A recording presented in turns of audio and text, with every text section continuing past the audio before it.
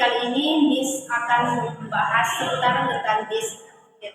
Nah, basic artikel sendiri itu merupakan kata-kata yang digunakan untuk memberikan tambahan keterangan terhadap suatu objek ataupun benda, baik itu jumlah maupun kayak spesifikan suatu benda. Oke. Nah, di dalam basic artikel sendiri itu memiliki banyak jenis ya, tapi di sini hanya berfokus pada perbedaan penggunaan the, and, dan the di dalam kalimat. Oke, jadi kita langsung saja ya. Jadi pertama, kita akan membahas dan n. Nah, dan n ini memiliki arti yang sama ya, yaitu sebuah. Namun, yaitu belum spesifik atau masih bersifat umum. Oke. Nah, adapun fungsinya, yang pertama itu dan n digunakan untuk objek yang cuma satu atau singular noun. Nah, for example, ada di sini contoh kalimatnya ada dua. Yang pertama ada I have a book, artinya saya punya sebuah buku. Yang kedua, I have an apple, saya punya sebuah apel. Oke, sudah paham ya di sini ya. Yang kedua ada fungsi yang kedua digunakan untuk menyebut jabatan. For example, a doctor and an artist. Oke. Kemudian fungsi yang ketiga digunakan untuk menyebut noun yang sama untuk pertama kalinya di dalam sebuah kalimat. For example, we bought a book. The book is red color. Jadi untuk menyebut buku yang pertama kalinya itu kita menggunakan artikel a. Nah, di sini ya. You can see. Oke. Nah, setelah kita menyebutkan buku yang kedua kalinya, itu kita tidak menggunakan lagi artikel a, tapi kita menggunakan the. Oke, ngerti ya?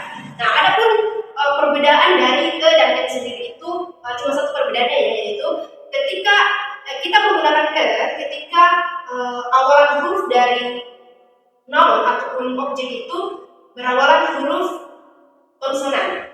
Seperti ini, a book. Jadi kita menggunakan the karena ini B adalah huruf konsonan. Oke. Kemudian kalau n itu kebalikan dari e ya. Jadi n kita gunakan ketika huruf awal dari noun itu huruf vokal. Seperti kenapa? Oke, lanjut kita ke the. The itu hanya sudah dari kita sudah ini digunakan untuk objek spesifik listener sama-sama tahu karena ya sebagai kamu sebagai listener itu sudah tahu. I stay in the hotel. Jadi jika kita mengatakan tinggal di hotel, jadi di sini bisa menggunakan hotel. Jadi kamu itu sudah hotel yang mana?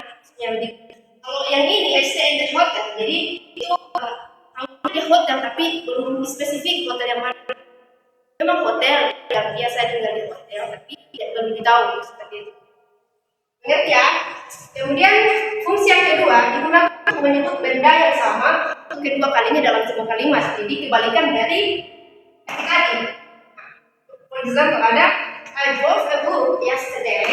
The book is red color. Jadi di penyebutan tas itu atau benda itu dia menggunakan artikel the.